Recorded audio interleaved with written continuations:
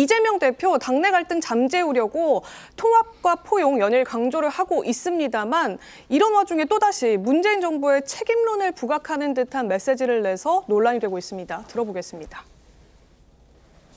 윤석열 정권의 문제가 심각한데 왜 우리 국민들은 나서지 않을까? 민주당은 과연 이 나라 미래를 우리가 만족할 정도로 희망스럽게 끌어갈 수 있을까? 그 의심을 한다는 거예요. 지난 촛불혁명 때 박근혜 정권을 끌어내렸는데 결과가 뭐냐? 당신들 자리만 차지했지 내 삶도 바뀌지 않았다 라고 생각한다고 하더라고요.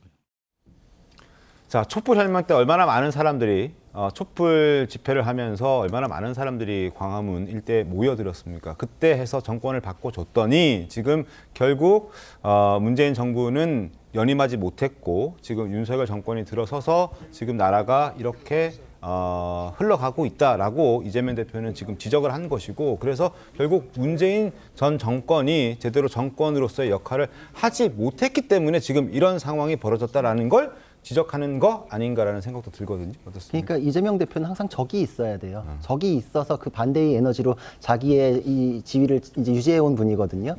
그 나치 정권 탄생의 이론적 근거가 됐던 카를 슈미트라는 사람이 있는데 그 사람은 정치를 우적 개념으로 파악해요. 적이 있고 친구가 있고 적이 사라지면 정치는 끝난다 이렇게 표현하는데 지금 이 와중에도 민주당에서는 내란은 계속되고 있다 그러잖아요. 사실 사법적으로 진행되고 있고 구속이 돼 있어요. 국민적으로는 그거에 대한 평가는 끝났다는 느낌을 굉장히 많이 갖고 있거든요. 그러니까 이제 지지율이 빠지니까 되게 당황스럽죠. 거기에 대한 공격의 에너지로 내 지금 지지가 올라가야 되는데, 그러니까 또 다른 책임자로 이제 문재인 대통령을 또 거론하고 항상 적을 만들어야 되고 갈라치기를 해야 되고 분열과 갈등을 만들어야 그 에너지로 먹고 사는 분이다 이런 생각이 들고, 그러다 보니까 내부에서 정당 민주주의 하에서 나오는 정상적인 말들도 굉장히 아프게 들리겠죠.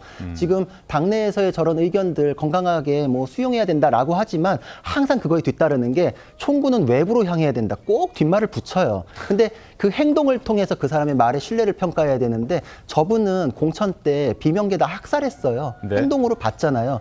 권위주의적이고 독재주의적인 사람은 그렇게 행동하죠. 마음대로 하세요. 근데 난 짜장. 근데 심지어 탕수육 시킨 것도 아니고 짬뽕 시켰다고 다 학살해버린 거거든요. 저기에 민주주의가 있습니까? 그러니까 민주당이 지금 북한 같아졌다라는 김재섭 의원의 말이 더 설득력이 있는 것이죠. 정당 민주주의가 회복되지 않은 민주당은 본선에서도 이재명 대표로는 어렵다. 그거는 정말 비명계의 목소리가 근거 이시하는 거다. 당내 계파 갈등이나 노선 투쟁 이 정도 수준이 아니라 국민적인 호응을 얻을 만한 근거 있는 말이다 생각합니다. 김상희 의원님, 이 지금 구자란 변호사님께서 이재명 대표는 분열의 에너지를 먹고 사는 사람이다. 아주 강하게 비판해 주셨는데 어떻게 생각하세요? 글쎄요. 그렇게까지 비판을 하시는 거는 상대 당에 있으시니까 그러시는 것 같고요.